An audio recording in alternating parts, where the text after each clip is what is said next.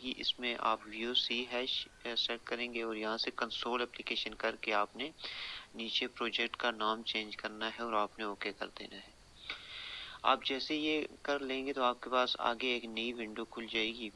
अस्सलाम वालेकुम दोस्तों, क्या हाल है? Welcome to class 2।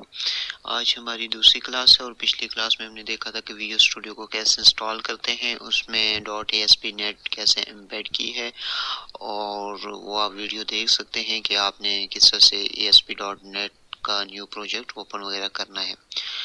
तो आज हम उससे आगे चलेंगे और हम देखेंगे कि ASP.NET में जो बेसिक जितने भी कंसेप्ट्स हैं वो इस वीडियो में क्लियर हो जाएंगे।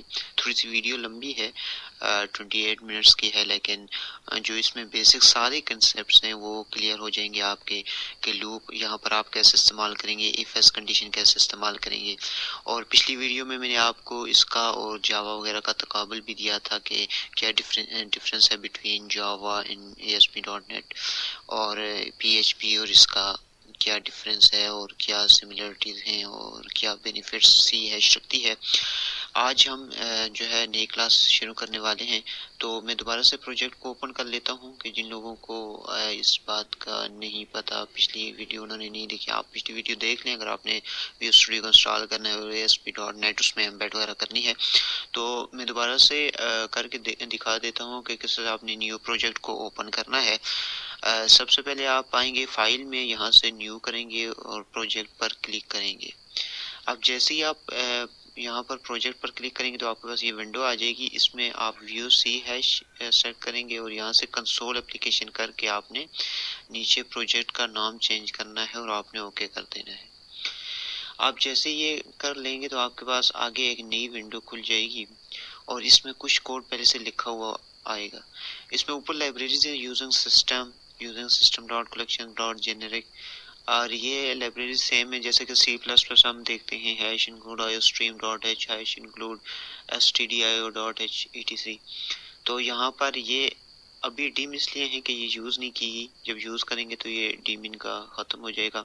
Using system dot collection dot generic, अब ये देखें आप क्या बता रहा है कि कलेक्शन की क्लास है, उसके अंदर जेनेरिक की क्लास है और उसके मेथड यहाँ पर कॉल होंगे। तो ये मुख्तलिफ क्लासेस हैं जो डिस्क्राइब कर रही हैं कि पीछे से बिल्ट इन फंक्शंस हमारे पास मौजूद हैं और हम उनको यूज कर रहे हैं, जैसे क्लास, प्रोग्राम और ये इस तरह के जितनी भी चीजें, स्टैटिक आर्गुमेंट्स, ये जितने भी ये क्लासेस से एम्बेड हुए आते हैं। और system dot threading dot task, ये थ्रेडिंग की एक क्लास है और वहाँ से टास्क आ रहे हैं। अब ये इसका और स्ट्रक्चर और जावा का स्ट्रक्चर सेम है। हम देखते हैं कि जावा में भी इसी तरह लिखा जाता है, जितना भी काम होगा स्टैटिक वॉइड मेन के अंदर होगा। क्लास एक बनी हुई आपको आ जाएगी। नेम स्पेस क्या करता है, ये डायरेक्टरी सेट करता है V001 जो हमने प्रोजेक्ट का नाम रखा है। ये प्रोजेक्ट का आप नाम देंगे जो भी वो यहाँ पर आ जाएगा। अब यहाँ पर इसने डायरेक्टरी सेट कर दी है कि जो भी हम काम करेंगे वो उस डायरेक्टरी पर जो है स्टोर होता रहेगा और फिर हम उसको जब बिल्ड करेंगे तो वो हमारे पास आएगा। ये स्ट्रक्चर है बेसिकली, ये ओपन ब्रैकेट्स और क्लोज ब्रैकेट्स हैं और एक क्लास डिफाइन की गई है और static void main string arguments, ये इसके अंदर हमने काम करना है। और सबसे पहले हम एक सिंपल सा फंक्शन शो मैसेज का लिख लेते हैं कि कैसे आपने मैसेज शो करवाना है। कंसोल डॉट, अब यहाँ पर कंसोल का कीवर्ड यूज होगा और डॉट राइट, जब डॉट राइट करेंगे तो ये शो मैसेज के लिए यूज होगा। अब इस ब्रैकेट के अंदर आप जो भी मैसेज देंगे वो आपके पास शो होगा। तो हम वेलकम टू लिख देते हैं। यहाँ पर वेलकम का मैसेज जब हम लिखेंगे तो यही मैसेज वो शो करेगा। और अगर यहाँ पर राइट लाइन हम लिखते हैं तो लाइन का मतलब ये होगा कि वो नेक्स्ट लाइन पर भी कर्सर मूव कर जाएगा, जैसे हम /n लिखा करते थे दूसरी लैंग्वेजेस में। तो यहाँ पर अगर आप राइट लाइन लिखेंगे तो वो कर्सर जो है वो मूव करेगा सेकंड लाइन पर। ये हम आउटपुट में ही देख लेंगे दोबारा सही से। अच्छा, कंसोल डॉट रीड की ये क्या करता है, ये गेट ch का काम करता है जो C++ में हम यूज करते थे, गेट ch। ये क्या करेगा, स्क्रीन को थोड़ी देर के लिए वहां पर स्टॉप करेगा और उस वक्त तक स्टॉप करेगा जब तक हम कोई की प्रेस नहीं करते आउटपुट को। और अगर ये हम नहीं लिखेंगे तो जाहिर बात है कि जो आउटपुट होगी वो फ्लिक करेगी और वो खत्म हो जाएगी और हमें आउटपुट जो है वो सही तरह से शो नहीं होगी, जल्दी में शो होगी। तो इसलिए हमने console.read की ये आपने तकरीबन हर प्रोग्राम में लिखना ही होता है। बिल्ड कर लेते हैं, बिल्ड सोल्यूशन करेंगे आप स्टार्टिंग में, ताकि जो सोल्यूशन है वो बिल्ड हो जाए। जैसे आप बिल्ड करेंगे थोड़ा सा जो है वो प्रोग्राम टाइम लेगा और नीचे एक आउटपुट विंडो शो होगी, इसमें कोई भी एरर होगा तो यहाँ पर शो होगा। अब यहाँ पर जो एरर शो होगा वो अगर वो एरर है आपके प्रोग्राम में तो आप वहां से इजीली उसे रिमूव कर सकते हैं। उस एरर पर आप क्लिक करेंगे तो वो आपको उस पर्टिकुलर लाइन पर ले जाएगा। अब यहाँ पर लिखा है बिल्ड 1 सक्सीडेड, इसका मतलब है कि सक्सीड हो गया है, लेकिन अगर बिल्ड नहीं होता तो यहाँ पर लिखा हुआ आएगा 0 सक्सीडेड और 1 फेल्ड etc। तो इस तरह से ये आपको बताएगा कि आपका प्रोग्राम जो है सक्सेसफुली रन होगा या नहीं होगा। अब हम इसे रन करते हैं।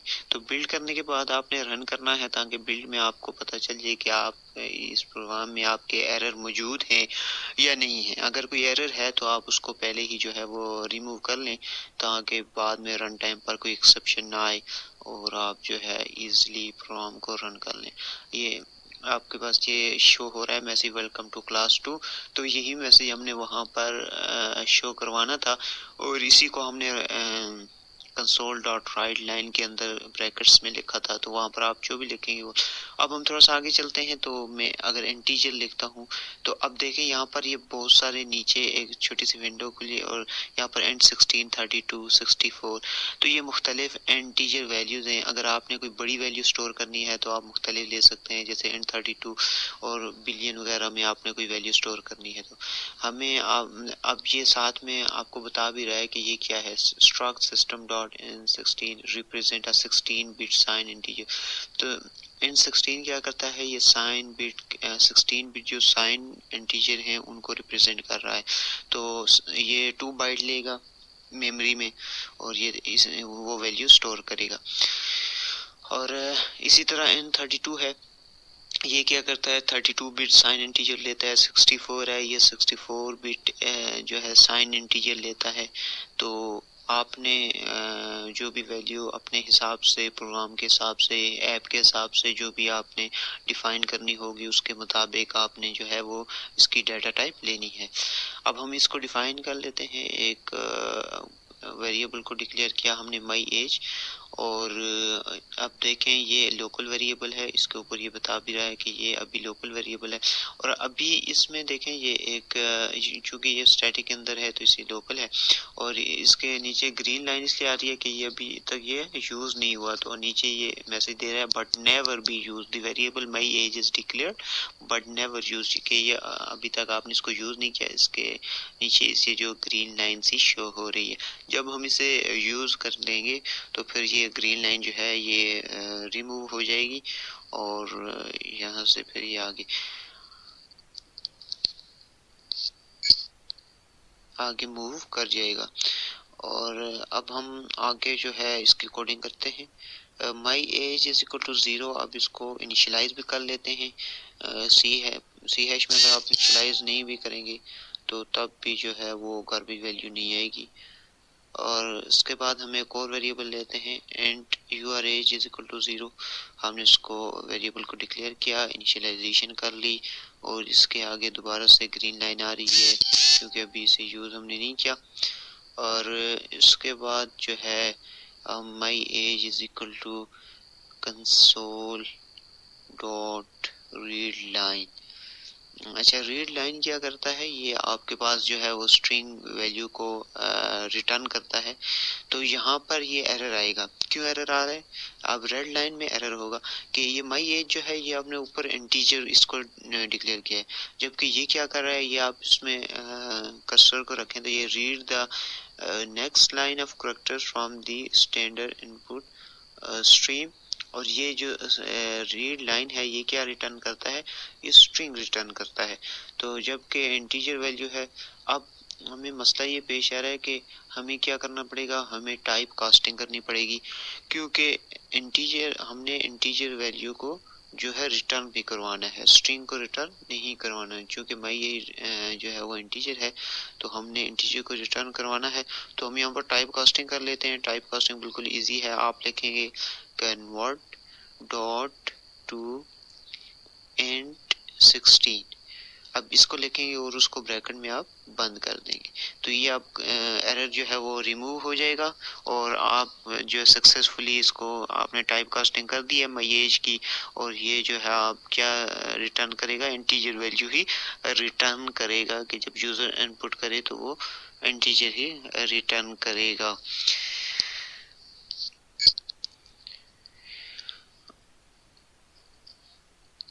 मैसेज भी हम चेंज कर लेते हैं, my age is equal to, और ये एज हम जो है वो शो करवा लेते हैं, और जो यूजर एज थे वो शो हो जाए तो माई age is equal to plus जो है वो ये कंकैटिनेशन के लिए यूज होता है जावा की तरह, और माई एज जो हमने ऊपर ये किया था इसको यहाँ पर हमने कॉल कर लिया है।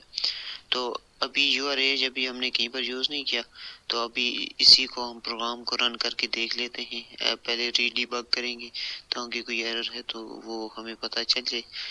तो अभी हम देखते हैं कोई एरर है या नहीं है एरर, तो हम इसे रन करके देख लेते हैं। अब यहाँ पर हम देंगे कोई भी वैल्यू तो वो ये शो करवाएगा और इसे शो करवानी चाहिए, तो हम कोई भी वैल्यू कर देख लेते हैं।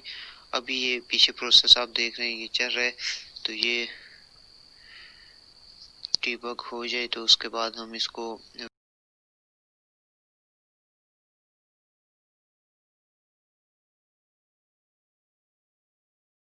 तो अब आप सकते हैं कि हमने इसको 34 दिया है, और जो भी यहाँ पर आप इनपुट वैल्यू देंगे तो वो आपको my age is equal to show करवा देगा।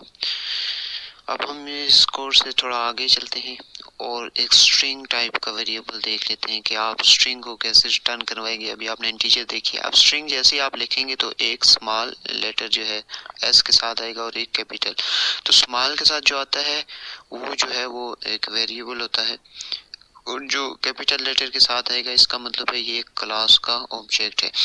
अब इसमें चूंकि ये ज्यादा क्लास सिस्टम डॉट स्ट्रिंग, अब ये सिस्टम डॉट स्ट्रिंग की क्लास का जो है ये वेरिएबल हमने डिफाइन किया है, जबकि आप जब देखेंगे स्ट्रिंग तो ये सिर्फ कीवर्ड है एस टी जो स्मॉल लेटर के साथ है। तो हम चूंकि उसकी क्लास का जो है वो ऑब्जेक्ट डिफाइन करेंगे और ताकि जो है वो ज़्यादा रिसोर्सफुल हो, और फिर हमने चूँकि माई नेम में जो भी वैल्यू जो है वो यूज़र देगा और वो हमने शो करवानी होगी। और अब हम आगे चलते हैं और यहाँ पर लिखते हैं my age is equal to 0 के नीचे आप लिखेंगे कि हमने int your age is equal to 0 ये पहले से चुके डिफाइन था। अब यहाँ पर हम शो करवा लेते हैं एक छोटा सा मैसेज के माई एज से पहले वो ये मैसेज भी आए कि प्लीज एंटर योर एज, ताकि यूजर को पता चले कि यहाँ पर एज उसने एंटर करनी है। तो यहाँ पर हमने थोड़ा सा कोड को और मॉडिफाई किया। अब हमने क्या करना है कि चूंकि एक और मैसेज आप शो करवा सकते हैं यहाँ पर console dot write line please enter your name, ताकि यहाँ पर वो नाम जो है यूजर को पहले मैसेज है, और my name is equal to console dot read line. अब यहाँ पर हमने इस दफा टाइप कास्टिंग नहीं करनी। क्यों नहीं करनी? उसकी एक मेन वजह है, वो क्या है कि अभी हमें जो है रिटर्न भी स्ट्रिंग ही चाहिए, तो हमें ज़रूरत नहीं है कि हम यहाँ पर टाइप कास्टिंग करें। पिछली बार हमें जो है वो इंटीजर वैल्यू चाहिए थी। अब यहाँ पर उस जो है माई नेम को आप कॉल कर लें और हम लिखते हैं कि नेम इज इक्वल टू और प्लस कंकैटिनेशन के लिए और माई नेम, और अब हम इस प्रोग्राम की आउटपुट देखते हैं और ये आप देखें प्लीज एंटर योर नेम, अब name save please enter your age 56, तो उसने दोनों चीजें जो है वो शो करवा दी। तो बेसिक सा फंक्शन था, लेकिन सी हैश का ये बेसिक कंसेप्ट ही आगे जाके एडवांस में भी यूज होगा। आपने इसको देख लेना है और सही से तौर पर समझ लेना है और उसकी प्रैक्टिस भी करनी है। अब हम इसी कोड को और ज़्यादा मॉडिफाई करते हैं और थोड़ा सा आगे चलते हैं और हम देखते हैं कि आगे जो थोड़ा सा एडवांस लेवल पर चीज़ें कैसे यूज़ होंगी। हम आज जो है इफ एल्स कंडीशन वगैरह भी देखेंगे और इसके अलावा हम देखेंगे लूप, और इसके अलावा हम जो है एक परसेंटेज का छोटा सा प्रोग्राम लास्ट में रन करके देखेंगे कि वो किस तरह से रन होगा।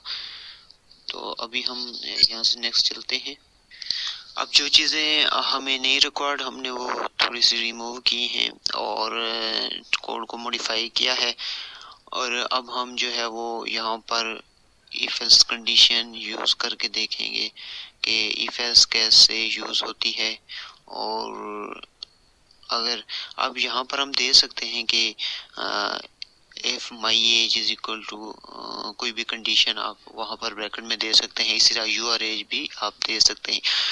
और जो भी आप देंगे तो उस पर आप कोई ना कोई कंडीशन लगाएंगे। अब सबसे पहले आपके पास माई एज आएगी तो आप कंडीशन लगाएंगे। तो यहाँ पर आपने माई एज के नीचे ये कंडीशन लगानी है क्योंकि माई एज में अब स्टोर होगी ये वैल्यू और वहाँ पर अब आ गई है। यूज़र ने जो दी है वो भी वहाँ पर कन्वर्ट होकर आ गई है। तो अब हमने यहाँ पर एक छोटा सा मैसेज शो करवाना है कि एंजॉय योर स्टिल यंग। तो अगर माई एज जो है वो 25 से लेस है तो ये वाला मैसेज आ जाए। और यहाँ पर जो है if my age is less then 25 इस ब्रैकेट के नीचे आप दूसरे जो है वो ब्रेसेस भी दे सकते हैं। और अगर एक कंडीशन है तो देने की ज़रूरत नहीं है क्योंकि बाज़ का जो है वो हमसे ये मिस्टेक हो जाती है कि हम वहाँ पर ब्रैकेट लगा देते हैं और नीचे फिर तो अगर यहाँ पर आप एक कंडीशन है तो आप बेशक ना दें ब्रैकेट ताकि आपसे जो है वो गलती ना हो क्या है। और ये जो है ये सक्सेसफुली रन हो रहा है। और अगर आप एल्स की कंडीशन देंगे और यहाँ पर यही चीज़ मैंने कॉपी की है और यहाँ पर मैसेज चेंज कर दूंगा यू और गेटिंग ओल्ड। तो अभी आप 25 से अबव हो रहे हैं तो आप जो है वो बूढ़े होने की तरफ जा रहे हैं। तो अब इसको हम जो है वो रन करके देख लेते हैं। और अब हमने एज दी है 45 तो no more enjoy you are getting old. तो अब देखें कि इफ एल्स कंडीशन का ये इस्तेमाल हुआ है तो कोड थोड़ा सा अच्छा हो गया है। और पहले हम सिंपल दे रहे थे कोई मैसेज शो नहीं हो रहा था इंटर एज हो रही थी। अब हम इफ एल्स इफ का भी इस्तेमाल कर सकते हैं। वो किस्सा वो थोड़ा सा आप करके देखो वही सेम है। मैं इसी मैसेज को जो है वो कंसोल और राइट लाइन वाले को कॉपी पेस्ट कर रहा हूँ और मैसेज चेंज कर रहा हूँ you are in a great stage of. और अब जो है वो एल्सिफ यहाँ पर एल्सिफ आ जाएगा और यहाँ पर कंडीशन में जो है वो greater than equal to 25 and less than equal to 25 होगा क्योंकि ऊपर हमने लेस देन 10 किया और ये मैसेज सेम रहे और दूसरा एल्स। तो अब हम इस प्रोग्राम की आउटपुट को देखते हैं। तो ये भी सक्सेसफुली रन हो गया। 5 आप देंगे तो you are in a great stage of life. तो इस तरह से आप जो है वो इफ एल्स इफ और जो नेस्टेड इफ है वो भी आप दे सकते हैं। अब हम लूप की तरफ आते हैं। मैंने एक लूप डिफाइन किया है and loop start is equal to 0 loop end is equal to 0 और नीचे मैसेज एक शो करवाया console dot write line please enter loop start value. अब लूप स्टार्ट वैल्यू और नीचे माई एज को कट करके मैंने अब वही जो है वो दोबारा उसी को मॉडिफाई किया है। इसी को मैंने कॉपी किया है और एक और मैसेज मैंने शो करवाना है क्योंकि लूप की स्टार्ट की वैल्यू भी यूजर देगा और लूप की एंड की वैल्यू भी यूजर देगा। तो अब लूप की स्टार्ट की वैल्यू भी वही मैसेज कन्वर्ट टू एंड 16 क्योंकि आपने टाइप कास्टिंग भी करनी होगी इंटीजर वैल्यू लेनी है। अब यहाँ से आगे आपने एक लूप को डिफाइन करना है और लूप के अंदर वही कंडीशन है कि जो हम C++ में यूज करते हैं। और लूप सबसे पहले जो है वो इनिशियलाइजेशन होती है। Loop start is equal to 0 कहाँ से स्टार्ट होगा 0 से स्टार्ट होगा। ऊपर loop start is equal to जो है वो कन्वर्ट टू एंड 16 ये यूजर वैल्यू देगा और नीचे ये लूप अब स्टार्ट हो रहा है। Loop start is less than equal to loop end. अब लूप एंड कहाँ पर हो 0 से स्टार्ट होगा जाहिर बात है। तो स्टार्ट 0 से उसने लेना है और एंड कहाँ पर होगा जो लूप एंड में वैल्यू होगी ऊपर जो दी। तो लूप स्टार्ट प्लस प्लस यानी 0 1 2 3 4 5 6 7 ये जो है वो खुद बहुत इंक्रीमेंट हर आइट्रेशन में होता जाएगा। अब यहाँ पर आप कोई सा भी मैसेज प्रिंट करवा सकते हैं कंसोल डॉट राइट लाइन, और यहाँ पर मैं लूप को ही प्रिंट करवा देता हूँ, लूप स्टार्ट। अब लूप स्टार्ट ही प्रिंट हो जाएगा यहाँ पर, और कहाँ से कहाँ तक जो है वो प्रिंट होगा। और यहाँ पर आप दे सकते हैं कि डेज, मैं देखता हूँ कि कोई भी डेज हैं आप प्रिंट करवाना चाह रहे हैं और वो आपके पास जो है वो प्रिंट हो जाएं। कंसोल डॉट रीड की, ये मैंने कहा था कि हर प्रोग्राम में आपने लिखना ही है। अब हम इस प्रोग्राम को रन करते हैं और please enter loop start value. Loop start value भी यूजर देगा और 1 दे देते हैं, और एंड वैल्यू हम 5, तो ये 0 1 2 3 4 5। अब यहाँ पर यूजर से स्टार्ट वैल्यू भी उसने ली है और एंड वैल्यू भी ली है, क्योंकि ऊपर हम इनपुट ले रहे हैं यूजर से। कोड को और थोड़ा सा मॉडिफाई करते हैं और देखते हैं कि किस तरह से आप कोई भी टेबल जो है वो प्रिंट करवा सकते हैं। तो एक integer num is equal to 9, 9 का टेबल मैंने प्रिंट करवाना है, तो उसको इनिशियलाइज कर दिया है। अब यहाँ पर loop start multiply bye num। अब जो लूप स्टार्ट हो वो नम से मल्टीप्लाई। अब लूप स्टार्ट क्या होगा, 0 1 2 3 4 5 6 7 8 9 10, ठीक है। जो भी वैल्यू यूजर लूप स्टार्ट की देगा और एंड की देगा, वो उतने नंबर तक हर आइट्रेशन में प्लस प्लस होता रहेगा, और नम से वो क्या करेगा, मल्टीप्लाई होता रहेगा हर आइट्रेशन में, और हर आइट्रेशन में वो मल्टीप्लाई होकर जो है वो एक टेबल को प्रिंट कर देगा। तो लूप स्टार्ट प्लस और multiply plus num plus equal to plus loop start multiply by num, और ये अब जो है वो क्या प्रिंट होगा, टेबल प्रिंट होगा। कौन से नंबर का, 9 का। प्लीज एंटर लूप स्टार्ट 1 और एंटर एंड वैल्यू हमने 16 दे दी, तो ये 1 से 16 का टेबल जो है वो प्रिंट हो गया है। और ये बहुत ही इजी है, लूप का इस्तेमाल भी जो है वो सी हैश में आपने जस्ट जो है वो आपने प्रिंट करवा दिया है।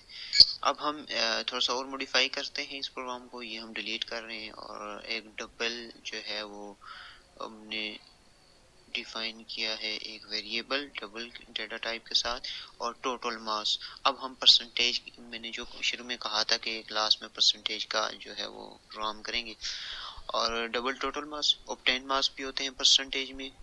और फिर हमने जो है वो एक मैसेज शो करवाना है कि ताकि यूजर जो है वो कोई ना कोई वैल्यू एंटर करे।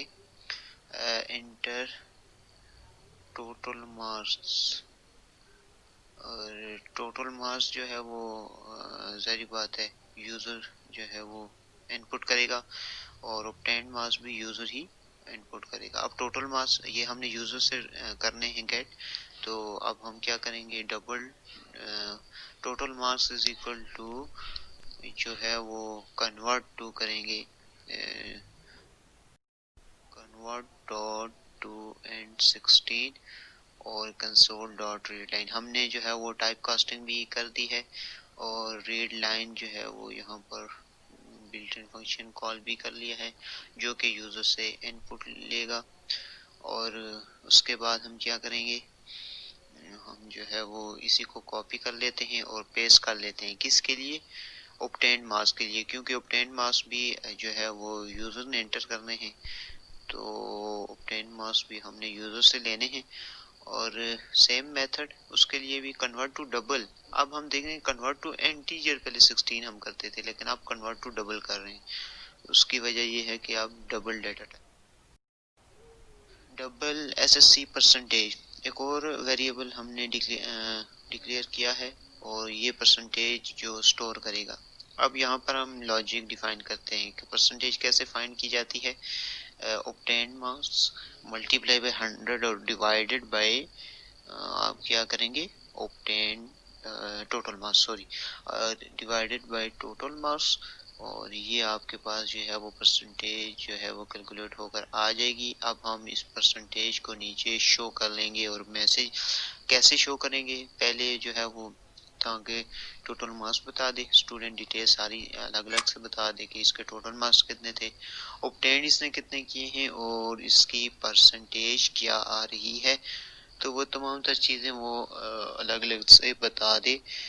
इसलिए हम सबसे पहले ऑब्टेन्ड मार्क्स जो है वो बताएगा और 10 marks is equal to obtain marks, यहाँ पर ऑब्टेन मार्क्स वो बता देगा। उसके बाद जो है वो टोटल मार्क्स यहाँ पर बता देगा और फिर लास्ट में जो है वो क्या बता देगा कि इसकी परसेंटेज क्या है, एसएससी की परसेंटेज क्या थी। और ये एक सिंपल सा प्रोग्राम था परसेंटेज का कि आप किसी से परसेंटेज निकालेंगे, लेकिन बहुत सारी जो बेसिक लॉजिक्स हैं मेरा ख्याल है वो आपकी ज़रूर क्लियर हो जाएंगी इस प्रोग्राम की वजह से। अब हम इसी प्रोग्राम को जो है वो रन करके देख लेते हैं और देखते हैं कि क्या रिक्वायर्ड जो आउटपुट थी, हमें जो डिजायर आउटपुट थी वो आ रही है या नहीं आ रही। तो टोटल मार्क्स 1100, ऑब्टेन मार्क्स 820 और जो परसेंटेज अब आ रही है नीचे आप देखें 74.5454। तो ये सब आपने फाइंड कर लिया। परसेंटेज को आप जो है वो चेंज भी कर सकते हैं, यानी राउंड ऑफ भी कर सकते हैं। वो राउंड ऑफ का एक मेथड होता है जो हम नेक्स्ट आगे भी देखेंगे। और इस तरह से जो है आपने सक्सेसफुली जो है एक छोटा सा प्रोग्राम उसको बनाया है और रन किया है। आज के इस लेक्चर में मुझे उम्मीद है कि आपके बेसिक इफ एल्स इफ कैसे यूज़ करना है, इफ एल्स कैसे यूज़ करना है, लूप कैसे यूज़ करने हैं और जो है वो कोई भी प्रोग्राम और परसेंटेज के जैसे हमने किया है और ये कैसे आपने फाइंड करने हैं। तो उम्मीद है ये तमाम तर चीज़ें आपको समझ आई हो। अगर कोई भी इशू है तो आप मुझे ईमेल कर सकते हैं और आप नीचे कमेंट बॉक्स में पूछ सकते हैं। और ये वो तमाम तर बेसिक कंसेप्ट हैं जो आपके क्लियर होंगे तो हम आगे जाएंगे और जब वेब एप्लीकेशन में काम करेंगे तो वहाँ पर लॉजिक सेम यूज़ होंगी और ये प्रोग्रामिंग जो है वो सेम ही यूज़ होगी। तो इसकी आपने प्रैक्टिस भी करनी है और अच्छे से आपने इसको करना है ताकि जो है नेक्स्ट क्लासेस में हमें कोई इशू ना हो। उम्मीद है आपको वीडियो पसंद आई होगी। अगर आपको वीडियो पसंद आई है लाइक शेयर कमेंट ज़रूर कीजिएगा। अपना ख्याल रखिएगा। नेक्स्ट क्लास में दोबारा मिलेंगे। अल्लाह हाफिज़, अल्लाह हाफिज़, अल्लाह हाफिज़, अल्लाह हाफिज़।